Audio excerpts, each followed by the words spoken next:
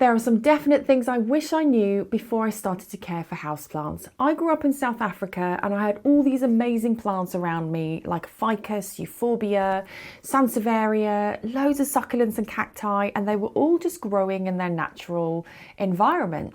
When I moved to the UK and decided to have some houseplants and some greenery in my space, I brought these amazing plants into my home and I had to learn how to care for them. I made some mistakes along the way and I'm going to share those things with you to hopefully help you along with your houseplant journey. In this video, I'm going to be sharing 10 things I wish I knew before I started to care for houseplants. So let's get going. The number one thing I wish I knew when I started my houseplant journey is that overwatering is the number one killer. We try and be kind and we kill with kindness because... a leaf just dropped. Right. When they're in a pot and we give it too much water, the roots can't cope, the roots get root rot, and the plant ultimately dies. So that was my biggest mistake when I first got houseplants, because I thought I must care for these living things. I must constantly give it water. But in fact, it can thrive off a little bit of neglect. I am naturally an underwaterer, and that's probably become a thing for me because I have so many plants and I can't quite get to all of them. So I've become an underwaterer purely because I've just got so many to look after. But that works in my favour because my plants are telling me when they need a drink. This Syndapsis, for example, this satin pothos, tells me it's thirsty because the leaves of the plant curls in. So as soon as I see that sign, I give it a drink and it just plumps back up. Whereas if I was to overwater this plant, the roots can't cope. The roots get root rot and it will just kill my plants. So if you are an overwaterer, try and hold off with your watering a little bit. Wait for some signs from your plants to tell you when they might be thirsty. That could be some droopy leaves, it could be curled in leaves. Also check the soil. If the soil is a light colour consistency, kind of a dry consistency, that could be a sign that you need to water. Stick your finger into the soil and if it's dry to touch, then that could also be a sign that you need to water. One thing that's a really helpful tool, which I'm going to grab and show you, is a moisture meter. 1 second.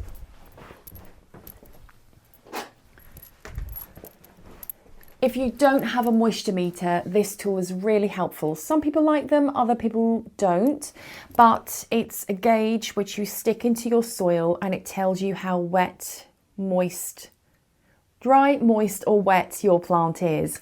So if I want to check this Syndapsis, for example, and see how wet the soil is inside and whether I need to water or not, this gauge, hang on, my plants are completely tangled. What's going on here? These two have tangled. There we go. I use my moisture meter, I stick it into the soil, and that just tells me what goes on in the middle of the pot. So this plant is moist because the dial has gone to the moist green colour, and that means I can just hold off with my watering for another few days. But I want the top layer of the soil to be completely dry before watering. So if you're an overwaterer, hold off with your watering a little bit. You're more likely to save your plants. Whereas if we overwater, the roots rot, there's no going back from saving your plant. Number 2 is that drainage matters. One of the biggest mistakes I made when I started my houseplant journey is potting my plants into pots without drainage holes. I had no idea that when I watered my plant, that water should be running out the bottom of the pot, because if it doesn't, it simply stays in the pot, the roots can die, it gets old, mushy, soggy soil and roots and everything just gets really congealed in there. So I've learned that it's so important to have pots with drainage holes.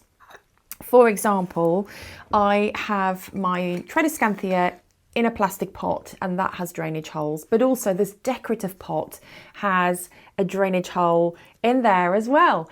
So when I water this plant, I know that the water can run through freely. I've got a tray to catch the water, and any excess water won't accumulate in my pot.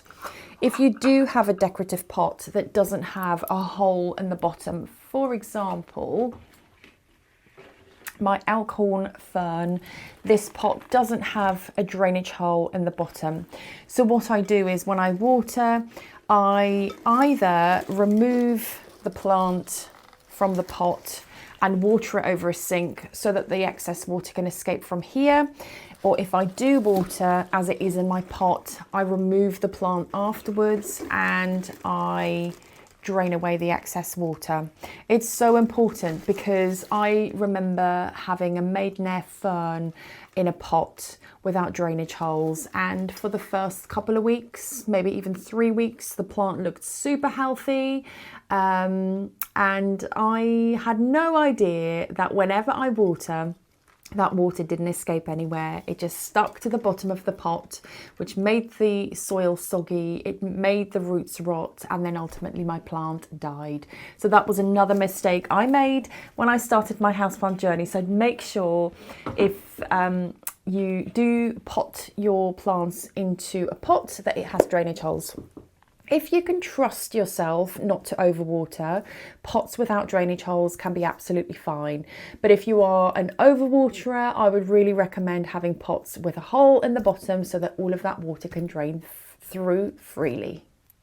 Number 3 is that plants don't need constant care. I really panicked when I brought some plants into my space to begin with many years ago because I thought, I need to look after these living things. They are in my space. They're out of their natural habitat, natural environment. I constantly need to water them. I always need to check them. But in fact, that's not the case. Especially if you get yourself some plants that are low maintenance. For example, Sansevieria. Let me show you. Sansevieria is my number 1 low maintenance plant. They can thrive off a bit of neglect. I absolutely love pothos plants as well. They can also thrive off a bit of neglect, and they tell you when they're thirsty because the leaves curl in.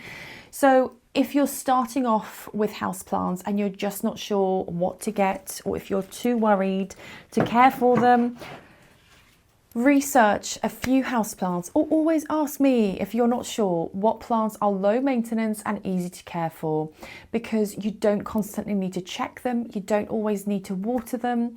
They are resilient living things. If you do get a houseplant that's a little bit more high maintenance, then of course you're going to have to give it some more care.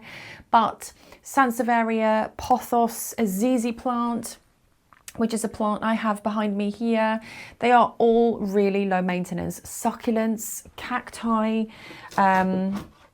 like these guys over here, they are super low maintenance and I do not need to check them regularly. Euphorbia, this big one behind me, there are some definite low maintenance plants that don't need a lot of care. So, oh, pricked myself, ouch.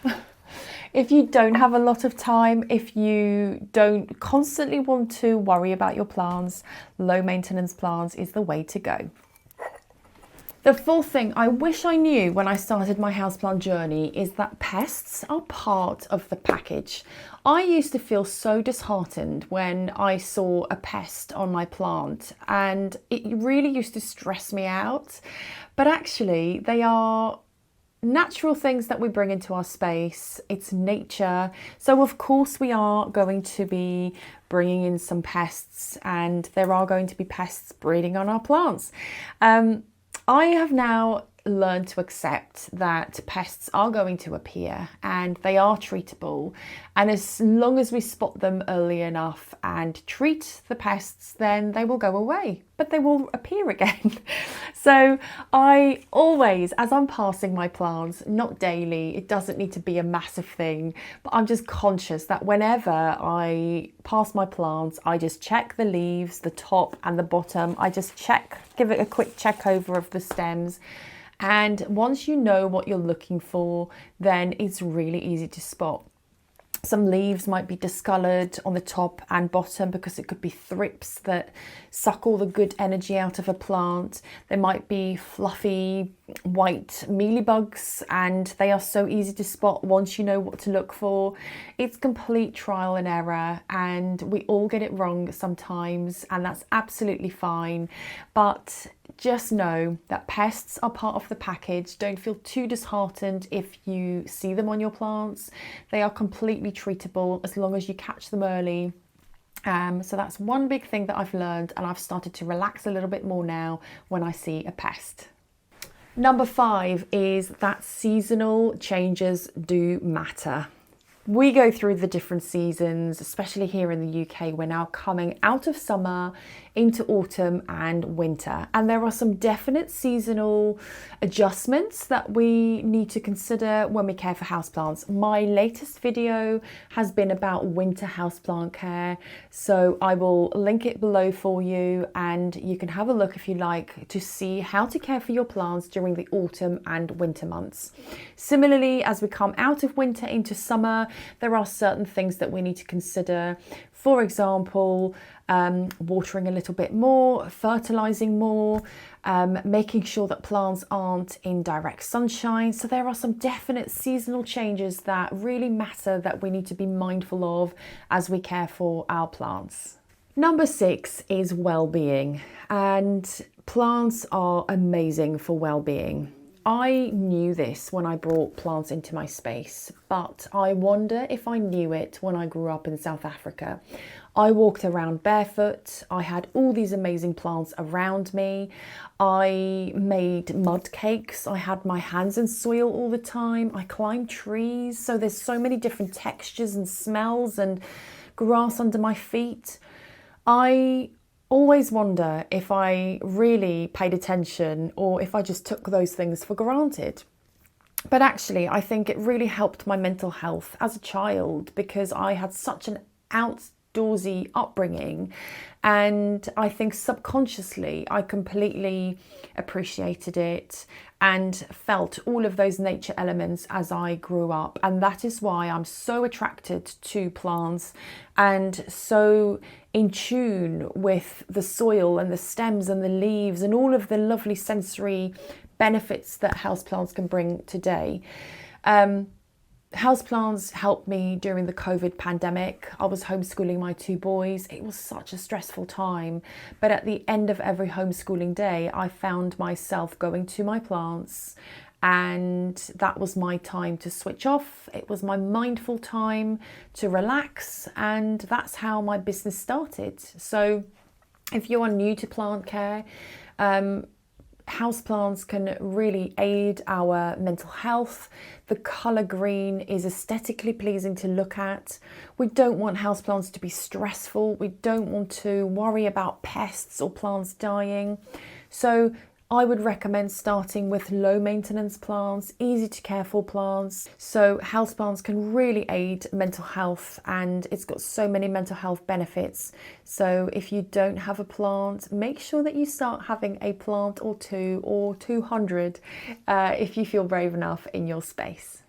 Not all plants need the same care. I've learnt this the hard way as well, because having many different plant species and varieties in my collection, for example, succulents and cacti need a lot less water than something like this polka dot begonia.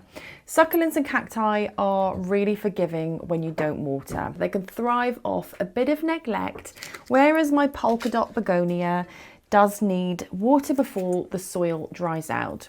I remember starting off with houseplant care, and I knew that succulents and cacti don't need a lot of water because growing up in South Africa, these guys grew around me. It doesn't rain a lot in South Africa, so I knew that they don't need a lot of water.